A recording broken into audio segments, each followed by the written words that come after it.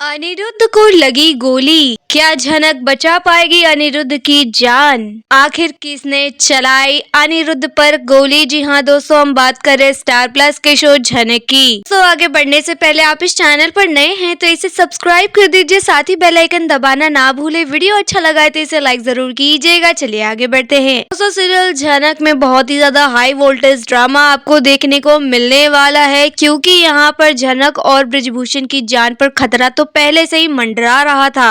लेकिन केस हारने के बाद सृष्टि जो है अपने इस कारनामे को अंजाम देने वाली है। जी हाँ, सृष्टि को ये बात अच्छे से पता है कि झनक का साथ अनिरुद्ध दे रहा है और बार बार उसके घर जाता है उससे मिलने के लिए। मेरी बेटी को अकेला छोड़ देता है। मुझे अगर जेल हो जाएगी तो मेरी बेटी का क्या होगा? उसने तो अपनी पूरी जिंदगी अनिरुद्ध को दी है, अनिरुद्ध से उसकी शादी हुई है, लेकिन पति वाले एक भी धर्म उसने नहीं निभाया, हमेशा झनक के साथ रहता है। अगर ऐसा ही चलता हुआ तो मेरी बेटी की जिंदगी तबाह हो जाएगी। नहीं, मैं ऐसा नहीं होने दूंगी। मैं असली जड़ यानी झनक को ही खत्म कर देती हूँ। यहाँ पे वो गोली चलवाने वाली है झनक और उसके पिता ब्रिजभूषण पे, पर आप देखने ये वाले हैं कि गोली जो है झनक को नहीं लगेगी। जी हाँ, झनक अभी इतनी जल्दी नहीं मरने वाली है, लेकिन यह गोली लग जाएगी अनिरुद्ध को। दरअसल होने ये वाला है कि झनक बार बार जो है अनिरुद्ध को अपने से दूर रहने के लिए कहती है। उसे यह सलाह देती है कि आपकी शादी हो चुकी है, आप अपनी पत्नी के साथ रहिए, आप बार बार मेरे करीब आने की कोशिश नहीं कीजिए। और अनिरुद्ध से वो पीछा छुड़ाने के लिए वो यह भी कह देती है कि मेरे लिए दूसरा लड़का ढूंढा जा रहा है, मैं उससे शादी कर लूंगी, इसलिए आप मेरी जिंदगी में ज्यादा इंटरफेयर मत कीजिए, वरना मेरी शादी होने में दिक्कत हो सकती है। अनिरुद्ध को वैसे झनक की ये बातें अच्छी नहीं लगती, लेकिन वो कहता है कि मैं तो खुश ही रहूंगा अगर तुम खुश हो। तुम्हें जिससे शादी करनी है कर सकती हो, लेकिन मैं अपनी जिम्मेदारी से पीछे नहीं हटूंगा। मेरा तुम्हारे प्रति जो जिम्मेदारी है मैं उसे निभाऊंगा, चाहे तुम्हें अच्छा लगे या ना लगे। और इधर वो बार बार झनक से मिलने के लिए उसके घर पर चला आता है। झनक को अच्छा नहीं लगता और झनक उसकी बात भी नहीं सुन रही होती है। अनिरुद्ध उसके पीछे पीछे जाता है कि मेरी एक बार बात सुन लो, मेरी एक बार बात सुन लो, लेकिन झनक अनिरुद्ध को इग्नोर करते हुए आगे बढ़ जाती है। लेकिन एकदम से झनक के कानों में गोलियों की आवाज आती है। जी हाँ, जैसे ही झनक के कानों में गोलियों की आवाज गूंजती है वो पीछे मुड़ती है और देखती है कि अनिरुद्ध को गोली लग गई है। वो जमीन पर लेट चुका है, उसका पूरा शरीर खून से लथपथ हो गया है। वो बस झनक को ही निहारा जा रहा है कि झनक उसके पास आएगी। दोस्तों, साथ ही यहाँ पे खबरें ये भी आ रही है कि दो गोली चलती है। एक गोली तो लगती है अनिरुद्ध को और दूसरी गोली लग जाती है उसके पिता ब्रिजभूषण को। जी हाँ, यहाँ पंडित ब्रिजभूषण भी गोलियों से घायल होने वाले हैं और वो भी जमीन पर गिर जाएंगे। यहाँ पे झनक के पास यह कश्मकश होगी कि मैं इनमें से किसको बचाऊं, अनी को बचाऊं या फिर अपने पापा पंडित ब्रिजभूषण को बचाऊं। साथ ही झनक के लिए बहुत बड़ा चैलेंज होने वाला है कि वो एक साथ इन दोनों को कैसे संभालेगी, वो कैसे इन दोनों को हॉस्पिटल तक पहुंचाएगी और क्या वो इन दोनों की जान बचा पाएगी। क्या इन दोनों की जान बच जाएगी या फिर इन दोनों में से किसी एक की हो जाने वाली है मौत।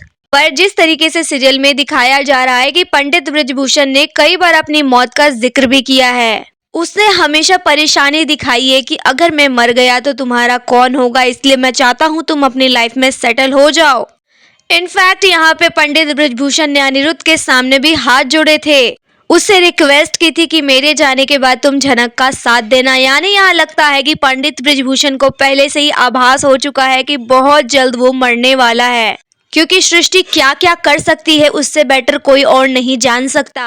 फाइनली सृष्टि अपने इस कारनामे में कामयाब होने वाली है, लेकिन उसका जो मेन निशाना था झनक, वो नहीं मरने वाली। झनक यहाँ जैसे तैसे स्ट्रगल करके दोनों को हॉस्पिटल पहुंचाने की कोशिश तो जरूर करेगी। तो यहाँ पे वो उन्हें हॉस्पिटल पहुंचा भी देगी, लेकिन एंड में उसे यही बुरी खबर मिलने वाली है कि उसके पिता को बचाया ना जा सका। जी हाँ, उसके पिता की हो चुकी है मौत और अनिरुद्ध को तो अभी मारने वाले नहीं है, क्योंकि अभी झनक और अनिरुद्ध की लव स्टोरी को जो दिखाना है। हाँ, झनक का अनिरुद्ध के लिए फीलिंग बढ़ाने के लिए अनिरुद्ध को हॉस्पिटल पहुँचाना जरूरी है, लेकिन अनिरुद्ध को मारा नहीं जाएगा। अगर अनिरुद्ध को कुछ हो गया, अनिरुद्ध मर गया, तो कहानी का दी एंड हो जाएगा, जो कि मेकर्स ऐसा बिल्कुल भी नहीं चाहेंगे।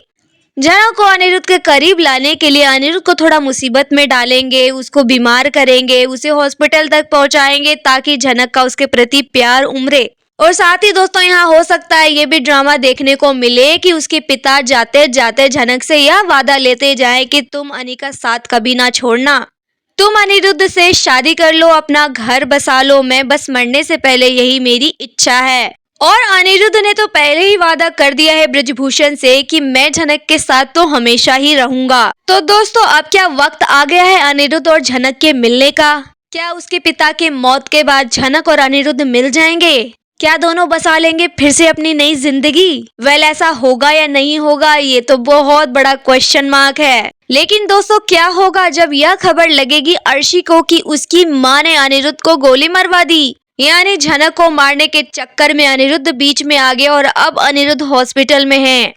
तब यहाँ पे अर्शी मुखर्जी का क्या रिएक्शन होगा? उसकी माँ इस हद तक गुजर चुकी है कि उसके पति पर ही अटैक करवा दिया। क्या यहाँ पे फिर अर्शी मुखर्जी देगी अपनी माँ का साथ? क्या तब भी वो अपनी माँ को निर्दोष ही मानेगी और लगा देगी सारा इल्जाम झनक के ऊपर? या फिर यहाँ पे अर्शी की आंखें खुलनी चाहिए, उसके सामने सारा सच आना चाहिए कि उसकी माँ कैसी औरत है और झनक को मरवाने के चक्कर में उसने अनिरुद्ध पर गोली चलवा दी और अब उसकी वजह से अनिरुद्ध हॉस्पिटल में जिंदगी मौत की लड़ाई लड़ रहा है। सृष्टि की सच्चाई अर्शी के सामने आने के बाद भी अर्शी की आंखें खुलेगी या नहीं खुलेगी, ये देखना तो दिलचस्प होगा ही। पर यहाँ पे जल्द अनिरुद्ध और ब्रजभूषण को हॉस्पिटल पहुँचाया जाएगा। फिर कुछ टाइम तक हॉस्पिटल का सीन दोबारा से ला दिए हैं मेकर्स, यानी आपको फिर से हॉस्पिटल का सीन दिखाया जाएगा जैसे कि पहले दिखाया जा रहा था कि अनिरुद्ध की जान पर आ गई थी। फिर झनक फूल लेकर आई थी, फिर झनक के फूल से अनिरुद्ध को होश आया, उसका ऑपरेशन सक्सेसफुल हुआ और अनिरुद्ध ठीक हो गया।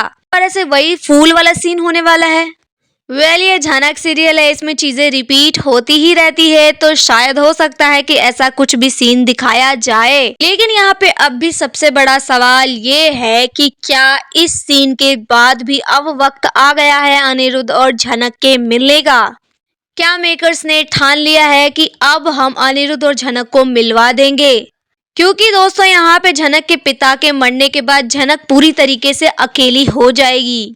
उसकी माँ उर्वशी रहना इस दुनिया में नहीं है। सालों बाद पिता पंडित ब्रजभूषण उसे मिले, अब उनकी भी जान चली जाएगी। रही बात उसकी बायोलॉजिकल मदर की, जो कि है सृष्टि मुखर्जी, जो कि सबसे बड़ी दुश्मन है उसकी जीवन की। तो यहाँ पे ले दे के झनक के जीवन में कोई भी नहीं है, कोई उसका सहारा नहीं है सिवाय अनिरुद्ध के। फिलहाल तो झनक अनिरुद्ध को अवॉइड कर रही है, इग्नोर कर रही है, खुद से दूर रहने के लिए कह रही है, लेकिन अनिरुद्ध ही आगे चल के उसका सहारा बनने वाला है, वही उसको संभालेगा। पर दोस्तों डर इस बात का है कि क्या वो दोबारा से झनक को अपने घर लाएगा, और अगर अनिरुद्ध दोबारा से झनक को अपने घर लाया तो वही चीजें रिपीट होने वाली है। दोबारा से झनक को एक नौकरानी की तरह अपनी जीवन जीनी पड़ेगी, क्योंकि वहाँ ऐसा कोई व्यक्ति नहीं है जो झनक को पसंद करता है। झनक के वहाँ जाते ही और भी ज्यादा ड्रामे वहाँ शुरू हो जाएंगे, वो लोग झनक को चैन से जीने नहीं देंगे और अनी भी ये बात अच्छे से जानता है। यहाँ पे अनिरुद्ध इस कश्मकश में फंसने वाला है कि वो झनक को कैसे संभालेगा, यानी झनक को कहाँ रखेगा, झनक का कैसे ख्याल रखेगा, क्या वो उससे शादी कर लेगा? अगर वो झनक से शादी कर लेता है तब भी उसके लिए मुसीबत है, और वो झनक से शादी नहीं करेगा तब भी उसके लिए मुसीबत है ही, क्योंकि जब तक झनक उसकी जिंदगी में रहेगी लोग उसके आसपास के मुसीबत क्रिएट करते ही रहेंगे और अर्शी सृष्टि तो उसे चैन से जीने भी नहीं देगी। आगे अनिरुद्ध क्या करेगा क्या नहीं करेगा ये देखना तो दिलचस्प होगा ही, लेकिन फिलहाल झनक को संभालना है अनिरुद्ध और अपने पिता को। और झनक किस तरीके से सदमे से बाहर आएगी जब उसके पिता की मौत होगी, ये देखना भी दिलचस्प होगा। दोस्तों आपकी जो भी राय है आप हमें कमेंट में बताइए। वीडियो अच्छा लगा तो इसे लाइक कीजिए, सब्सक्राइब कीजिए फॉर मोर अपडेट। धन्यवाद।